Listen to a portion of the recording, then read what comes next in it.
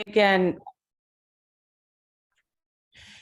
good morning, afternoon, evening, everyone. Welcome to the SSR SIG and Mieke and I'm so sorry, Geke. I'm sorry for mispronouncing. Are going to discuss and present their work that they've done on the Dutch national policy. So as I think everyone knows, we're recording this. The session will be available on the SIG website afterwards.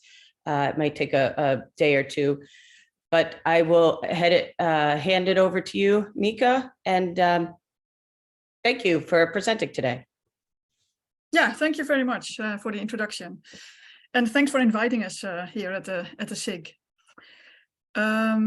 Maybe I'll give a short introduction of Geke and myself. We both work at the Dutch National Police, and we both work on a model to make prediction and scenarios on how the personnel development will be in the coming 10 years. First we're gonna, well, maybe we should start with the first slide.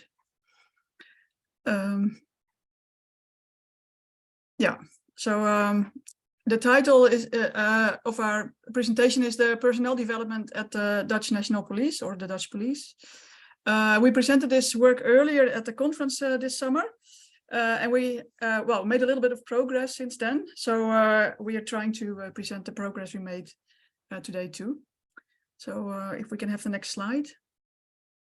Just as an introduction, the Dutch police force is a really very complicated, big organization. So for the whole of the Netherlands, there's one police force that's divided into 10 regional units. We have one sort of national unit that covers the whole geographical area. There is one police academy who trains all police personnel, all operational staff anyway. And one support center that arranges cars, computers, workplaces, housing, that kind of thing. Of course, a challenge for all security offices is that there is a 24/7 attendance. And that makes it sometimes difficult to plan capacity and to plan personnel requirements. But this also means you need a lot of personnel to guarantee this attendance. So there are about 63,000 employees, of which are about 51,000 operational staff and about 12,000 supporting staff. And there are loads of different job types, so more than 120. And there's been a reduction in the last few years, but now the number of job types is growing again. And all this personnel together costs about 5 billion euros per year. So this is excluding, you know, all the housing and the bicycles and the guns and that kind of thing. So it's just personnel costs. So, you know, it's the Dutch police is a very large, diverse and complex organization. And to keep budget, it's very important to make a good prediction on which personnel we need. Can we have the next slide? And the major challenges of today are first a personnel shortage. So at this moment there's a high average age of the operational staff. So a lot of people will retire in the coming years, and there is a very stressed labor market. So it's very difficult to hire new personnel. And this is actually the stressed labor market at this moment is really the biggest challenge. But then there's also some, apart from the number of people we want to hire, there's also a challenging in the kind of people we want to hire.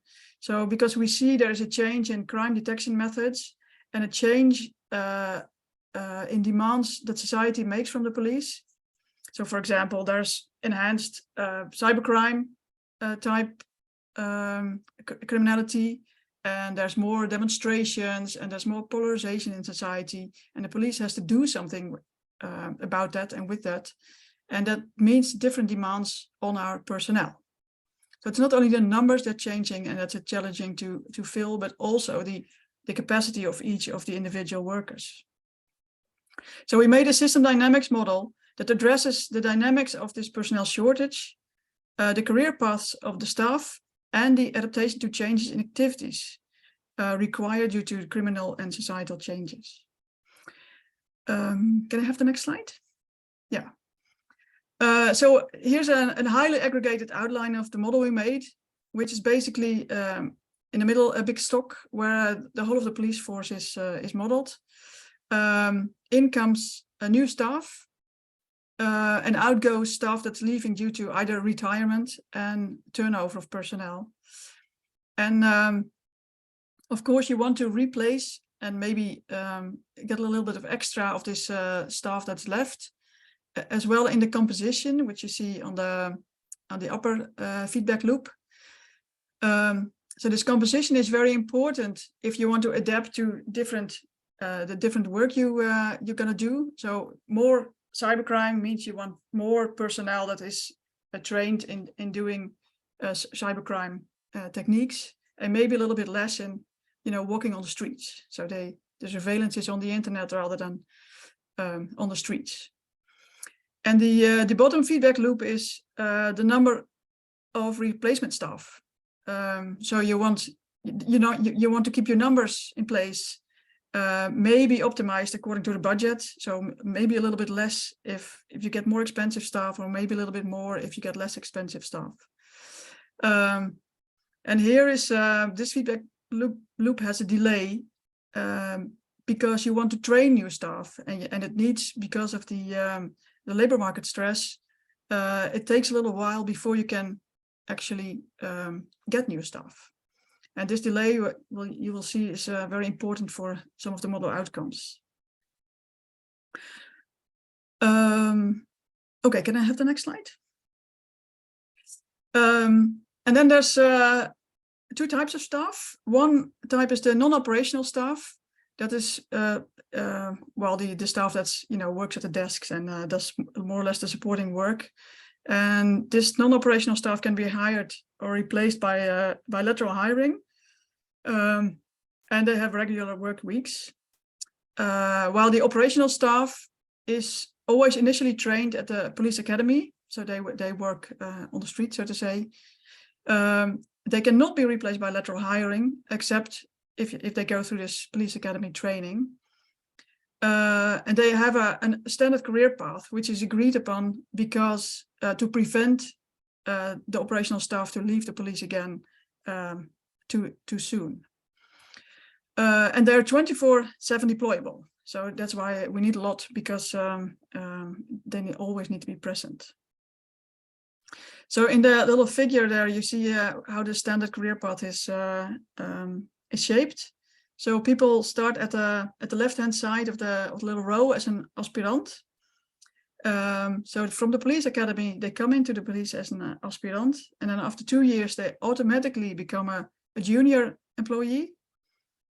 And then after another 3 years, they become a media employee, and after another 8 years, senior, and then after another 3, an expert. So this is more or less an automatic path, which everybody goes through. And it, of course, is accompanied by a raise in salary for each step. Okay. Yeah, here's a little list of the model constants and key variables. So we're working with 3 age groups in an aging chain. And we decided to use 3 age groups because we expect that these groups have different dynamics. So, for example, we have a senior group of people that, their mobility in their job mobility is quite low. While in the middle group, the job mobility is pretty high. But these are people, have children and have to pay their mortgage. So they will be focused maybe on a career and maybe work a little less every week. And then the young group, of course, will have a really high mobility and also contains only the new influx of aspiranten from the police academy. Now, in this list, you see that in the second row, the number of new aspiranten is here used as a constant. However, in the progressing model, we have used this as a model variable or variable so we use the model to predict how many new aspiranten we need to fill all the vacancies in the operational staff. Okay, can we have the next slide? Yeah, so we'll show you some first results in the next slides. And we have to say we use dummy data because of, sensitivity of information. And it's the dummy data is generated realistically. So it's sort of based upon a unit that could be a real police unit. Maybe what I want to say here that since we presented this at the conference, we uploaded the model we used for this presentation in a conference paper. So if anybody wants to play around with it and see how it works, then you're very welcome and download it from the website. So here are some of the model outcomes for the total staff, and also divided in non-operational and operational staff. So what you see is in the figure is the blue line, is the blue upper line, is the total staff, and that's the staff that's sort of the desired level. That's why it's straight along all the 10 years that we model this over. And then the green middle line is the operational staff that is desired. And then the orange line or a red line is the non-operational staff. And you see this, the non-operational and operational staff sort of add up to the operational. And then now you see the model outcome of the total staff, where you see this in the beginning is a little bit of a shortage, but if we can hire according to the prediction of the model, there'll be a little bit of an overshoot, and then it will stabilize at about 6 to 7 years to a little bit lower than the desired staff.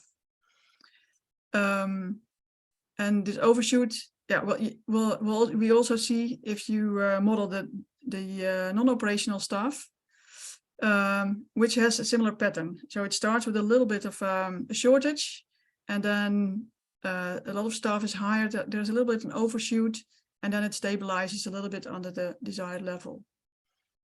And then last, you see the green line, which is very thin. It's you see also there's a little shortage, but then we start hiring, training people at the police academy, and then it will reach the desired level in about, 4 years. So this overcompensation is a little bit problematic, and that is it emerges because of the delay in hiring new staff. And it's, of course, this is something that always happens in feedback loops when you model them. But the effect is bigger because it takes a little while to hire new staff because of the labor market stress and because we need to educate people and screen them. So if you see the next slide, we sort of solve this problem in the model by adding a sort of preemptive hiring variable. So what we say is you need to think about hiring a little bit earlier than you actually get the people, so you can fill the gaps, fill the vacancy gaps a little bit earlier, and then the level of non-operational desired staff sort of ends in the desired value.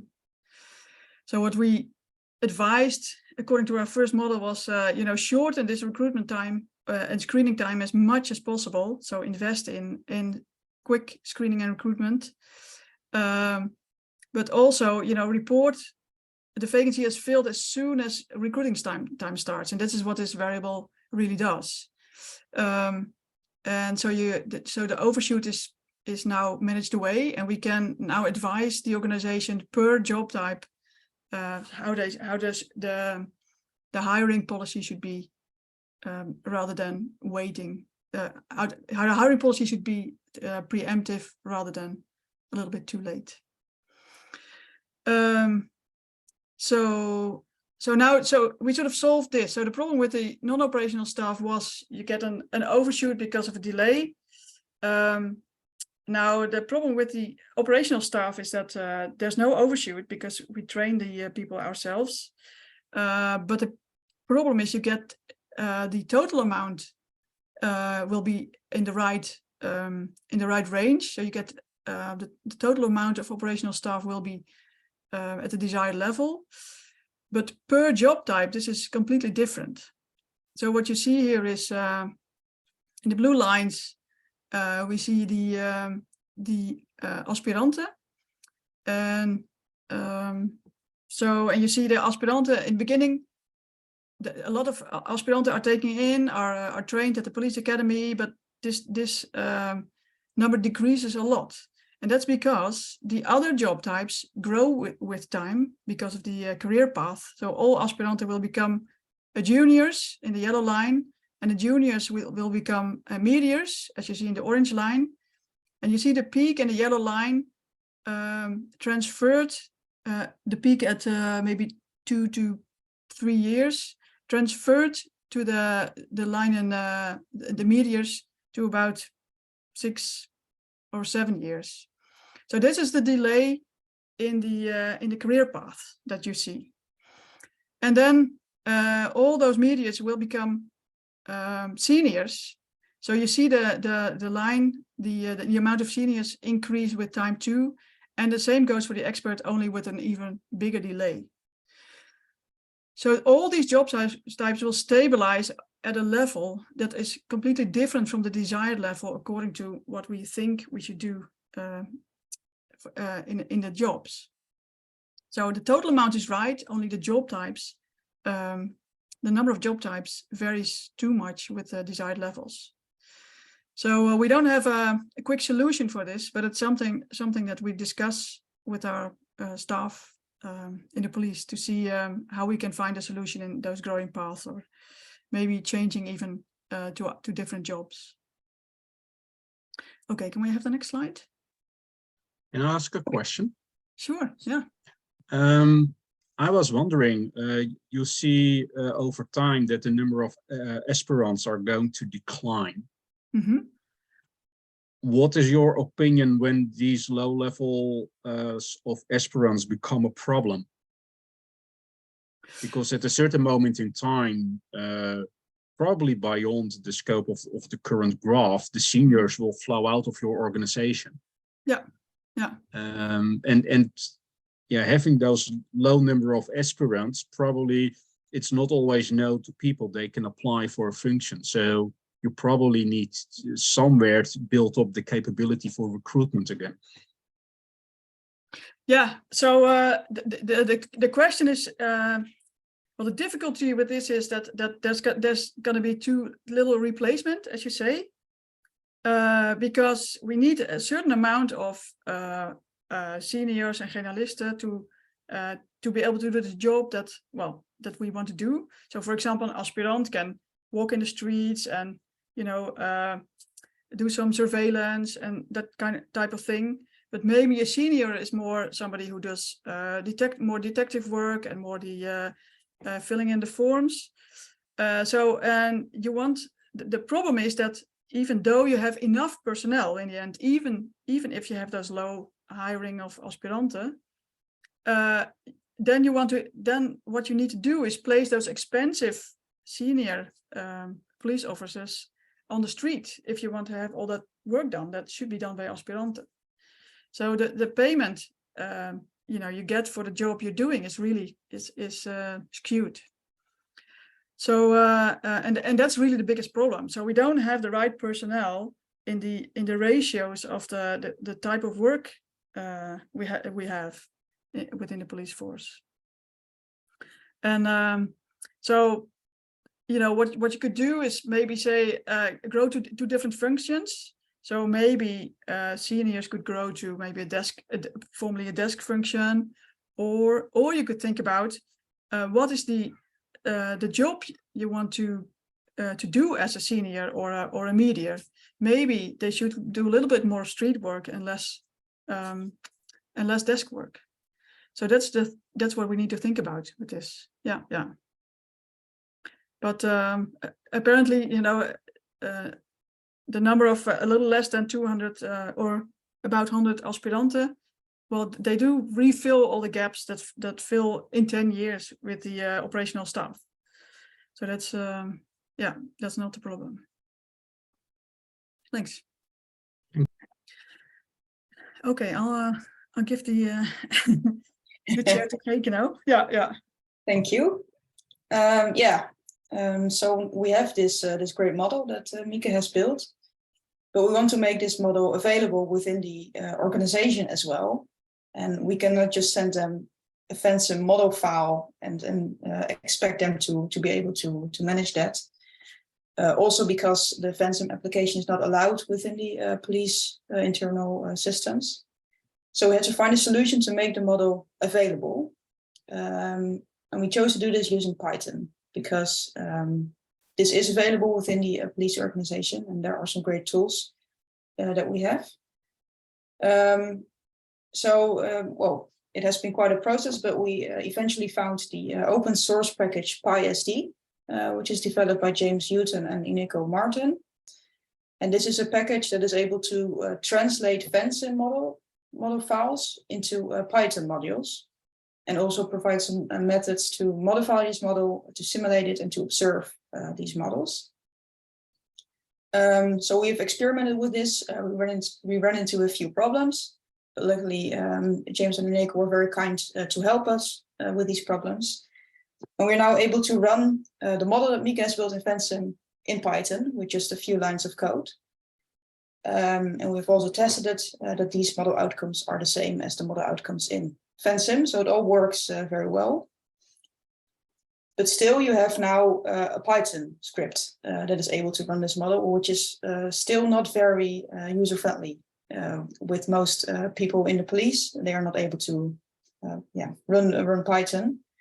So we have decided to build another layer on top of this, which is a dashboard that is very user-friendly. We did this using Streamlit, which is an open source Python-based framework that is able to build a dashboard. You can see a screenshot of it on the right, but I will just show you in a bit in a live demo what this all does. But the user is able to view the default outcomes of the models in this dashboard. So the outcome with the default values of the variables that Mieke has built in. The user is also able to change certain variables to then run the model again and see the effects of those changes. And the user is able to save the output of a scenario as an Excel file. So they can save the results, but they can also upload this scenario again to see the same set of input variables again and we'll work further on this. So I will now show you a live demo of this. I hope everything works because we have had some problems this week with the Python platform within the police. This morning it still worked. So you can see it here. It's just on my browser. You can go to this as long as you're logged into the police systems. The dashboard is in Dutch because we are a Dutch organization. So I will just translate the bits that are interesting for you. First, you can see the baseline model. So just a model with the default variables and the default values of those variables that Mieke has built. And we can see the outcome of this model in two graphs. The first one is the staff. You can see over the next 15 years, the staff of 3 units that we have built in now, which is the blue line is The Hague as a unit, the red line is the east of the Netherlands, and the green line is the management unit that we have. So you can see how the amount of staff changes over the years. And you can also see that the management unit is quite small in comparison. It has about 600 staff. And the Hague and the east of the Netherlands are quite bigger. And in this graph, you can see the bar graph of the amount of staff. But what we would actually like to show here is the difference between the desired staff and the actual staff. So you can see if you're overstaffed or understaffed. You can also see some slack boxes here in which you can choose, I would like to see just this unit, only The Hague, or I would like to see a certain kind of discipline, for example, intelligence or management, or just the officers on the street. Or you could also zoom into a certain district, which is even an even smaller unit that we have in the police. I was not able yet to connect these select boxes to the graphs, but this is still a work in progress because of the problems we ran into this week. Here you can upload a scenario that you have already built using the dashboard. So I will do this in a bit after I just made a scenario, which you're able to do in here. So you can just choose which kind of unit you would like to build a scenario for. So for example, the east of the Netherlands. And you can change the variables that we have made available to the user. So there are, of course, a lot of variables into the model, but we have chosen just a set of 3 to make available to the user, which are interesting to the user to change. So first you can change the amount of aspiranten, the police students that come into the unit each year. By default, it's 300, but we can change it from 0 to 600. So let's say we're going to let 500 students each year into the unit. We can also change the mean occupation time of the office function, the non-operational functions in years. So on average, this is 12 here, but we can say, let's make it 8 years, for example. And we can change the recruitment and screening time in months. So it takes some time to recruit new people and also to screen them in order to check if they have criminal records, etc. On average, this is 9 months, but we can say we speed this up and make it 6 months. So now we can run the model with these values.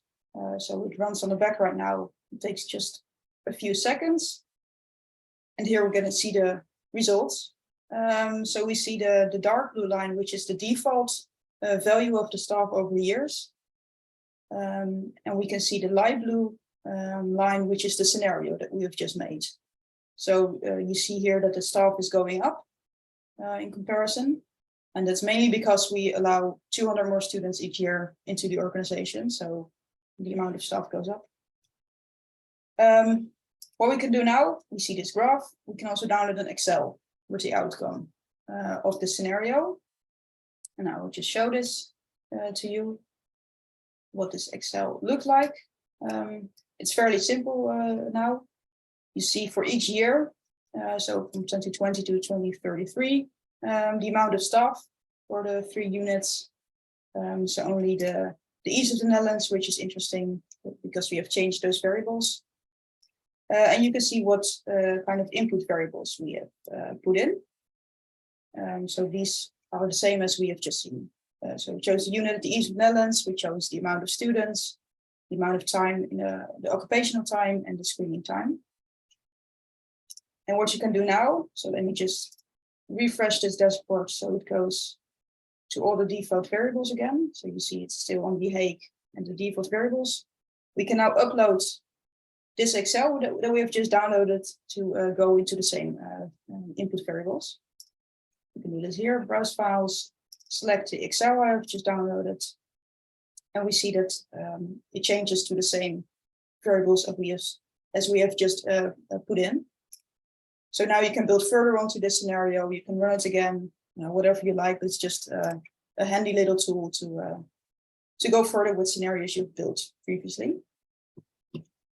So that concludes this little demo. So I will just finish the presentation with a conclusion and next steps that we would like to make. Well, so Mieke has built this system dynamics model, which shows the dynamic behavior of the personal development in any department of the Dutch police. And using this model, we can analyze and predict the behavior of the system.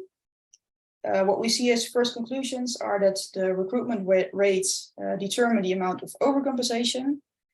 We see that different job types show diverse behavior because of varieties in the career paths and in the recruitment strategies. And the model also shows the difficulty of finding the balance between the number of staff, of the operational staff and the total staff. What's still in progress is a further development of the Streamlit dashboard. We would like to enhance it a bit more and to also distribute and test the model and dashboard broadly within the police organization. And for future developments, we would like to incorporate some historical data into the system dynamics model and to extend the model with new topics such as the labor market stress, which is very urgent right now, and also changes in police activities due to criminal and societal developments. So thank you all for your attention. This concludes our presentation, and if there are any questions, we would be happy to answer them.